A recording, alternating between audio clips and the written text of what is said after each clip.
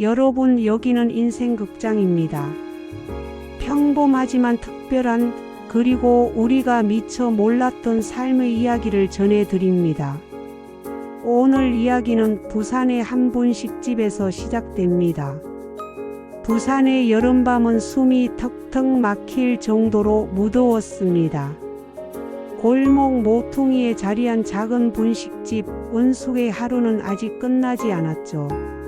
시계는 밤 9시를 가리키고 있었지만 그녀는 여전히 주방을 서성이며 튀김 냄새, 벤 앞치마를 벗지 못하고 있었습니다.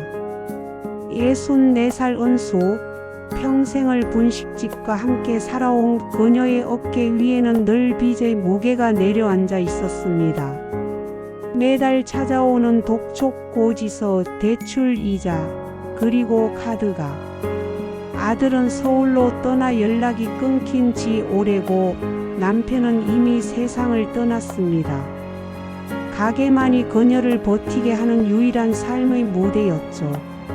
형광등 불빛 아래에 비친 은숙의 얼굴은 지쳐 있었습니다.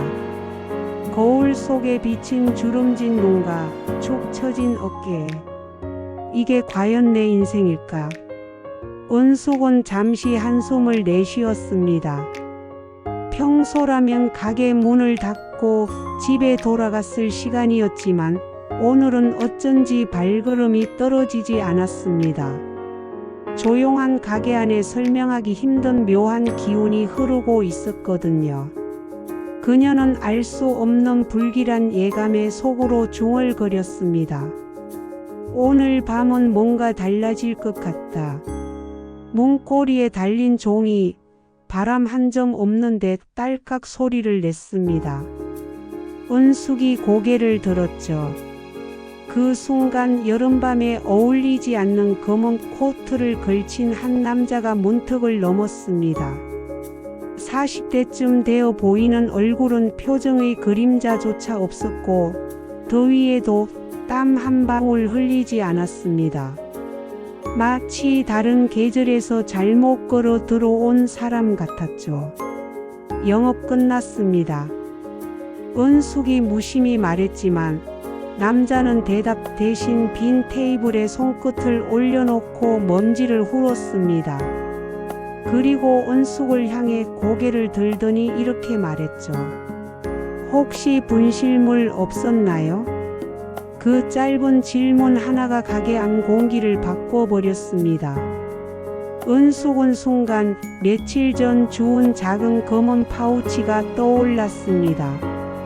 단골이 두고 갔나 싶어 서랍에 넣어둔 채 잊고 있던 물건이었죠. 설마 지금 이 남자가 그걸 찾는 걸까요?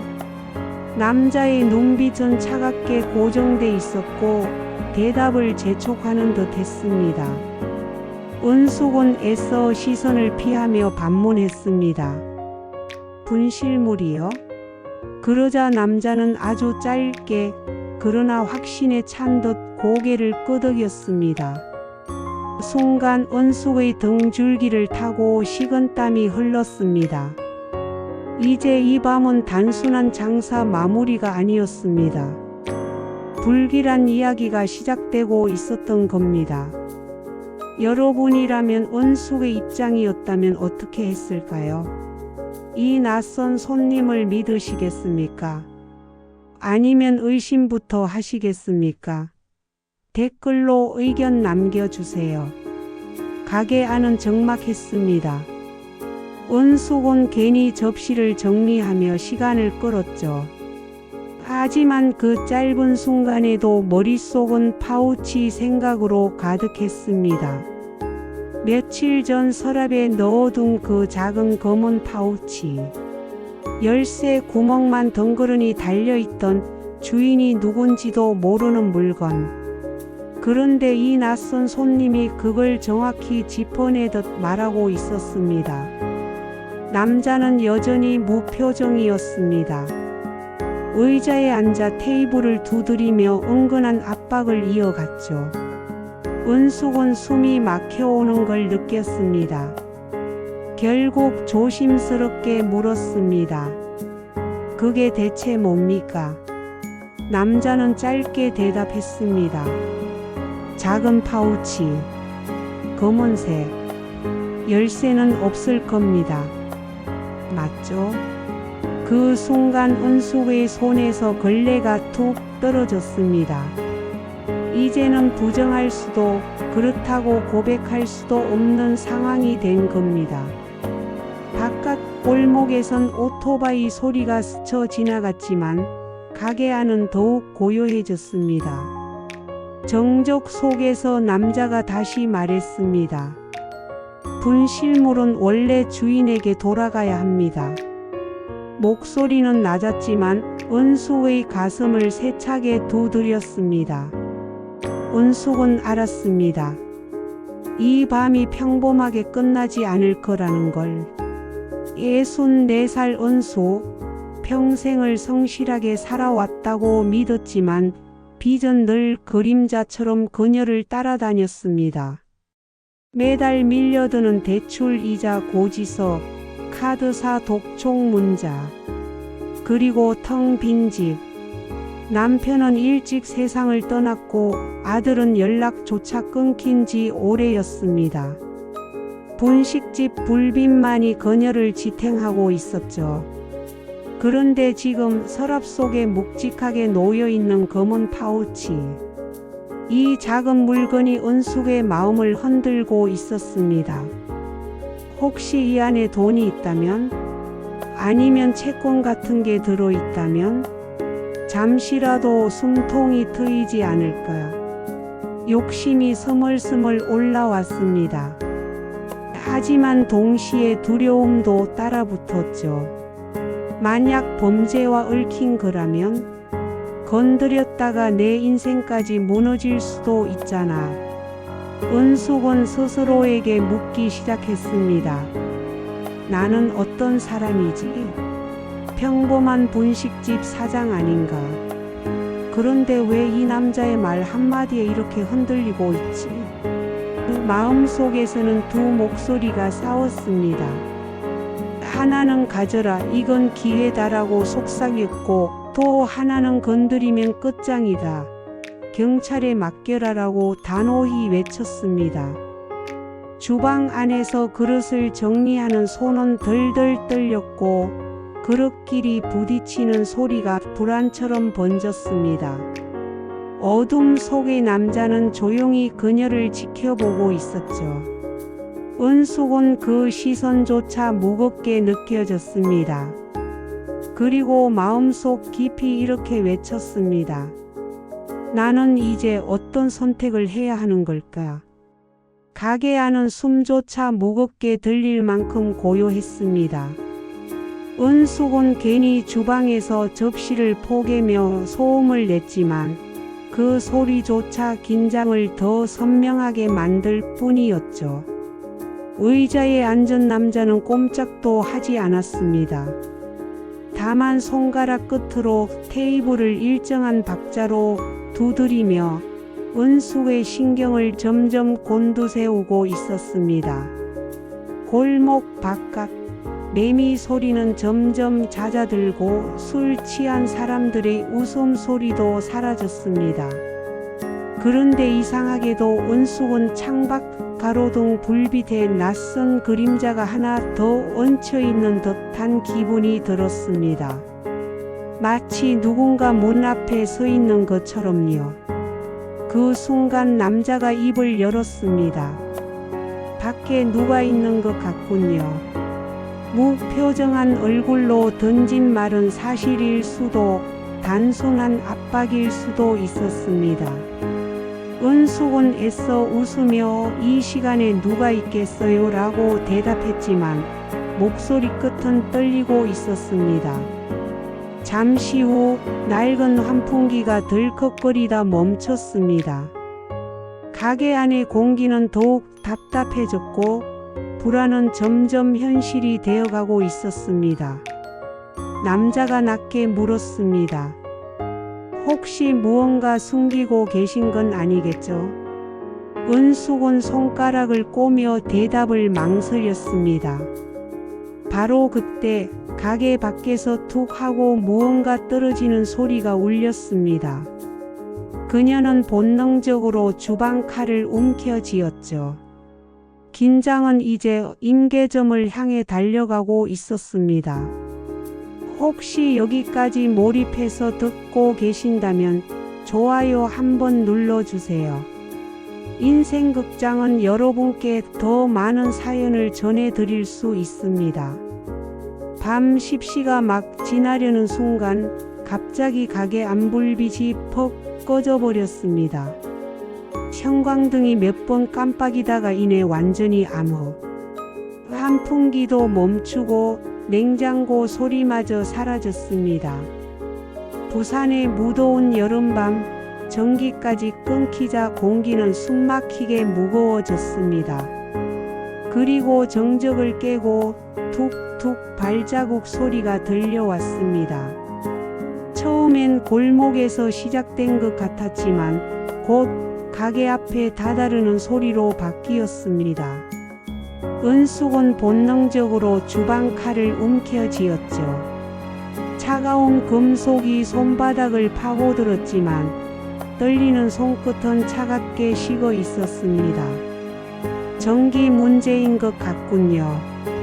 남자의 낮은 목소리가 어둠을 가르며 들려왔습니다. 담담한 어조였지만 그 차분함이 오히려 더 섬뜩했습니다. 바로 그때 쿵! 문 앞에서 무언가 부딪히는 소리가 울렸습니다. 은숙은 훔친 놀라 칼을 더 세게 쥐었습니다. 발자국 소리는 다시 또각또각 울리더니 이번에는 바로 문턱에서 멈췄습니다. 누군가 문 앞에 서 있는 게 분명했죠. 그러나 숨소리조차 들리지 않았습니다. 창문 밖에서는 찍 유리를 긁는 기괴한 소리까지 이어졌습니다. 은숙은 온몸이 굳어버렸습니다. 남자의 목소리가 다시 흘러나왔습니다. 누군가 찾으러 온 것 같습니다. 협박인지 진심인지 알 수 없었죠. 휴대폰을 잡으려 했지만 이미 꺼져 있었고 충전 케이블마저 빠져 있었습니다. 남은 건 칠흑 같은 어둠과 손에 쥔 칼뿐. 그리고 또각 발자국 소리가 한 발 더 가까이 다가왔습니다. 이제 은숙은 도망칠 수도 피할 수도 없었습니다. 그녀는 어둠과 정면으로 마주서야 했습니다. 은숙은 칼을 쥔 손을 떨며 주방 문턱에 붙어 있었습니다. 가게 안은 어둠에 잠겨 있었고 작은 숨소리 하나까지 크게 울려 퍼졌습니다. 바로 그때 또각 문턱을 넘어서는 발자국 소리가 분명하게 들려왔습니다. 은숙은 용기를 내 외쳤습니다. 누구세요? 하지만 대답은 없었습니다. 대신 의자를 스치는 소리, 천천히 고개를 돌리는 기척만이 들려왔습니다. 정적 속에서 심장 박동이 귀를 때리듯 울렸죠. 그때 남자가 낮게 말했습니다. 겁내실 필요 없습니다. 그건 제 분실물일 뿐이니까요.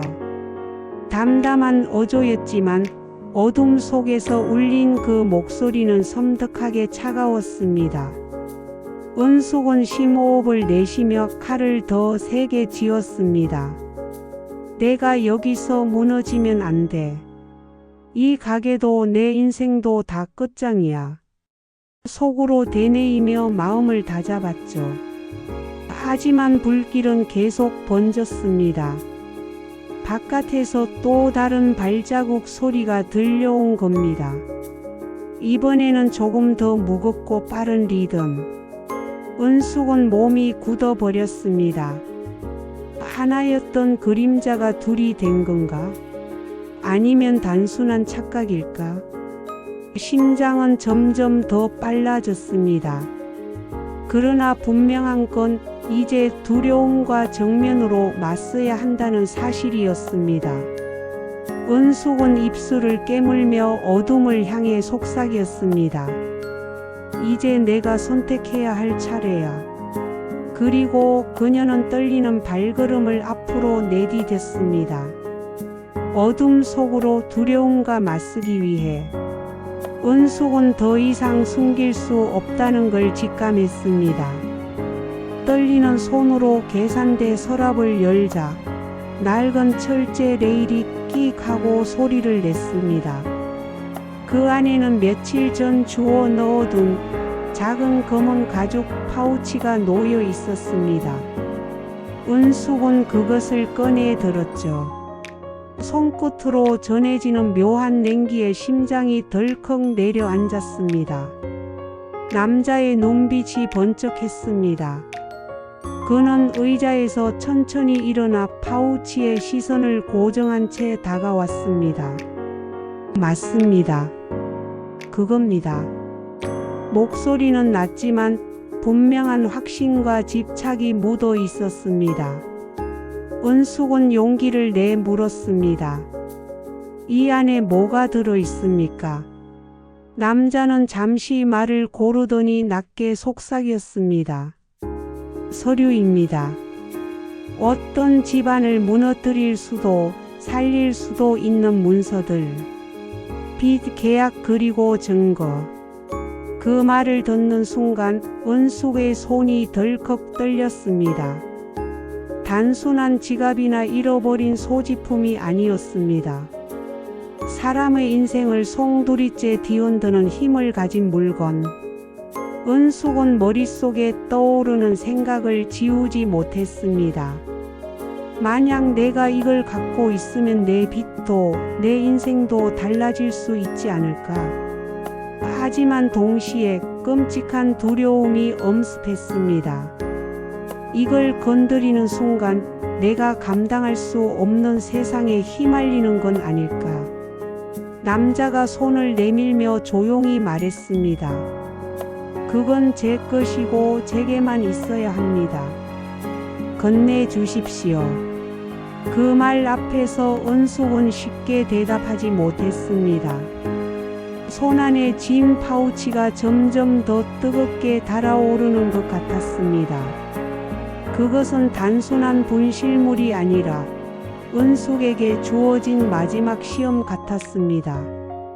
은숙은 파우치를 두 손으로 꼭 쥐고 있었습니다. 작은 가죽 파우치였지만 지금 이 순간 그 무게는 빚더미보다 더 무겁게 느껴졌죠.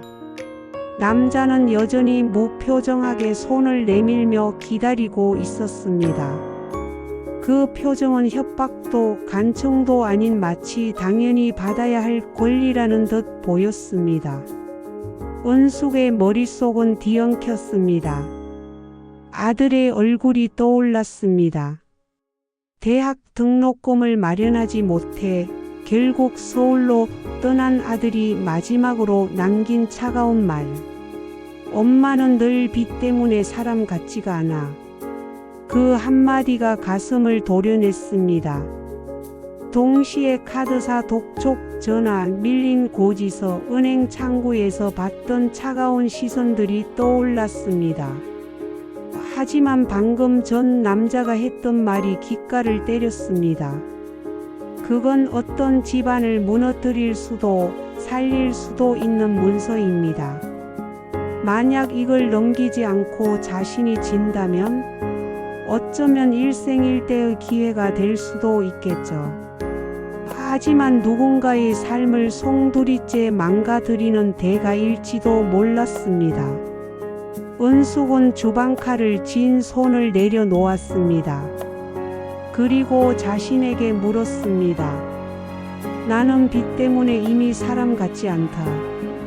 그런데 양심마저 팔아넘기면 나는 도대체 뭐가 남을까? 깊은 숨을 내쉰 은숙은 결국 결정을 내렸습니다.